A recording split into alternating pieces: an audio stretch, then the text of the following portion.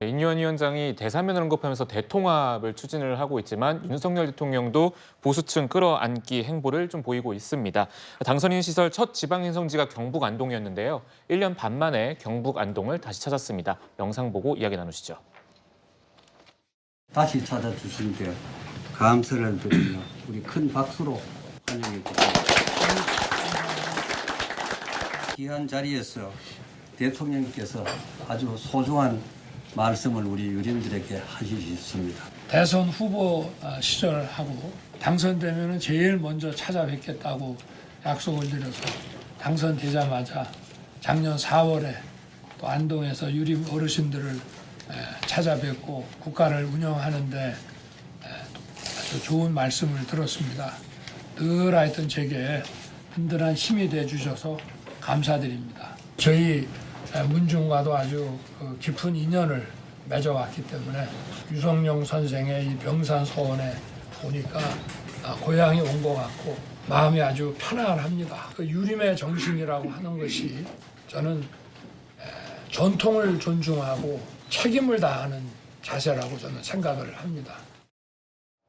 네, TK를 방문한 윤석열 대통령 지지율 추이를 한번 같이 살펴보도록 할까요? 10월 3주 조사를 보면 TK 지역에서 45%라는 이례적인 조사 결과가 나왔습니다. 일주일이 지나서 4%포인트가 올랐는데 이민찬 부대변인 보셨을 때 보수층 끌어내는 행보가 좀 영향을 미쳤다고 보이시는 건가요? 그 조사 일시를 좀 따져볼 필요가 있는데요. 이번 주 조사가 24일부터 26일까지 진행이 됐습니다. 네. 윤석열 대통령은 카타르랑 어디 숙방을 하고 돌아왔죠. 26일 날 돌아와서 26일에 오후에 이제 박근혜 전 대통령을 만난 건데요. 그렇다면 이 조사가 어떤 박근혜 전 대통령과 윤석열 대통령의 만남에 직접적 영향을 많이 받았다는 것보다는 대통령의 해외 순방에서의 성과 이런 모습들이 오히려 더 많은 영향을 미쳤다고 보는 게 합리적일 거라고 생각을 합니다. 네. 이 뿐만이 아니라 명확한 건 우리 TK, 우리 국민의힘 진영의 강세 지역에서조차 지지층이 많이 흔들리고 있었다는 건 뭐 분명한 사실입니다. 수치로 나오는 거니까요.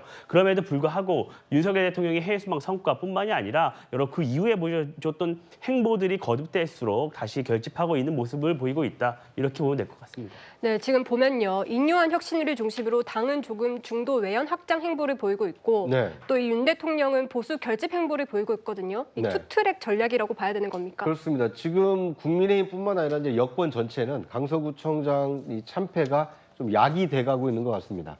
왜냐하면 지금까지는 이 대선 승리, 지방선거 대승, 그러니까 두 번의 전국 선거에서 크게 앞서다 보니까 국민들이 당연히 여권을 지지해주겠거니 이런 기대 심리가 있었던 것도 사실입니다. 하지만 1년 반의 윤석열 대통령 국정 운영에 대해서 이 회초리를 들었구나, 이 국민들의 따가운 어떤 비판의 목소리를 들었기 때문에 대통령실은 대통령실대로 자각을 해서 이 국민을 위한 어떤 새로운 행보를 좀 보이고 있다 이렇게 볼 수 있을 것 같고요.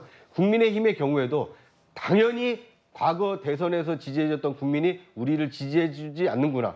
달라져야 된다. 국민이 원하는 정당으로 달라져야만이 내년 총선에서 기대해 볼 수 있다. 이런 위기의식을 자각한 것이 이 강서구청장 참패의 어떤 효과이기 때문에 앞으로 이 대통령실과 국민의힘의 어떤 혁신의 모습은 시간을 가지고 좀 지켜볼 필요가 있어 보입니다. 네, 지금 현재 민주당에서는요. 윤석열 대통령이 박정희 전 대통령 추도식엔 참석하면서 오늘 이태원 추모식은 참석하지 않는다라는 그런 다른 행보에 대해서 비판을 많이 하고 있잖아요. 이거 좀 어떻게 좀 보시는지요? 잘못된 행보라고 비판하는 게 맞죠. 이게 국민적 시각입니다. 대통령께서 강서구청 참패 후에 약속을 한 것 같은데요. 제가 기억에는 국민은 늘 무조건 옳다라고. 네. 근데 국민이 옳은 게 박정희 추도식 안 가는 걸 바라지는 않지만 이태원 참사에 안 가는 걸 바라지도 않을 겁니다. 그러니까 말씀드리는 거는 둘 다 가야지요. 그런데 박정희 대통령 44주기 추도식은 가면서 이태원 참사 159명의 이 아까운 청춘들이 죽은 아무도 책임지지 않고 진상도 파악되지 않아서 유가족이 피 맺힌 절규라고 했는데 이태원 참사 일주기 유가족들이 원했어요. 와달라고. 근데 안 가신 거란 말입니다. 그러면은 대통령께서 과연 그 약속을 행동으로 옮기느냐라는 차원에서는 한참 잘못됐다. 제가 뭐 말씀드린 아까 갤럽 조사에 대해서 저한테 이제 얘기를 안 하셔서 제가 좀 생각을 해봤는데 그 갤럽 조사의 가장 중요한 거는 수치를 떠나서요. TK의 민심이 흔들리는 건요. TK가 서문시장 자주 안 와서 흔들린 것도 아니고요. 박근혜 전 대통령 추도식, 그러니까 아버지 추도식에 안 가서 흔들리는 게 아니에요. 중요한 건 본인들 보수 심장인 대구가 선택한 대통령이 잘했으면 좋겠는데 지금 부끄러운 거예요. 수도권의 지지를 못 받고 강서구에서 참패당하는 게 뭐야? 내가 이 대통령을 뽑아서 우리가 뽑은 이 대통령이 국가를 멋있게 운영해야 되는데 멋있지 않구나 라는 겁니다. 그래서 결국에는 대통령이 멋있어지려면 본인이 한 말과 행동이 일치해야 됩니다. 그래서 국민들이 원하는 거 이태원 참사 오늘 12구 일주기에 참여하시고 그다음에 최수근 상병에 대한 이 죽음에 대해서도 밝혀내시고 가장 먼저 해야 될 거 홍범도 장군의 역사인식이 잘못됐다는 거 대구에서도 일어나고 있어요. 그런 부분들을 바로잡는 모습들이 바로 말과 행동이 일치하는 것이지 그래야만 대구 시민들, TK 민심은요 돌아서요. 이제 자랑스럽다. 뭔가 희망이 보이는구나. 그런 거예요. 그래서 백날 소문시장 가고요. 박근혜 대통령 많이 만나봤자 TK 지지율 많이 변동되지 않는다. 그런 조언을 좀 드리고 싶습니다. 네, 한편 민주당은 이 총선 기획단 출범을 시작으로 총선 모드에 돌입할 예정인데 지금 비명계에서는 조정식 사무총장을 해임하라는 압박이 또 나오고 있습니다. 지금 지명직 최고위원회 친명계를 지명하면서 다시 또 당내에서는 조금 분열의 조짐이 보이는 것 같습니다.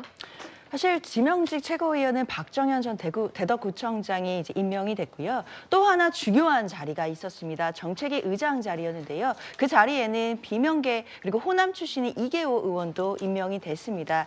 그렇기 때문에 이재명 대표로서는 나름의 당내 통합과 그리고 지역 안배를 고려한 탕평책이었다라는 평가가 당에서는 더 많습니다. 정책위 의장이라는 자리도 총선이 얼마 남지 않은 상황에서 공약을 개발해야 되는 굉장히 중요한 자리이기 때문에요. 그 자리를 비명계 인사에게 주었다라는 것 자체가 굉장히 상징적인 의미가 있습니다. 그렇기 때문에 이 인선을 두고 앞으로 갈등이 시작된다라기보다는 이제 이 인선이 이재명 대표로서는 통합의 메시지를 내는 것이기 때문에 앞으로 당내에 있을 수 있는 여러 가지 분열 양상들을 지도부가 어떻게 통합해 나가면서 또 총선을 제대로 준비할 수 있을지 이런 부분을 조금 더 주목해야겠습니다. 네, 알겠습니다. 지금 현재 여야의 정쟁 대치 상황이 좀 길어지는 만큼 앞으로도 좀 관련 상황들을 좀 빠르고 정확하게 좀 전달해드리도록 하겠습니다.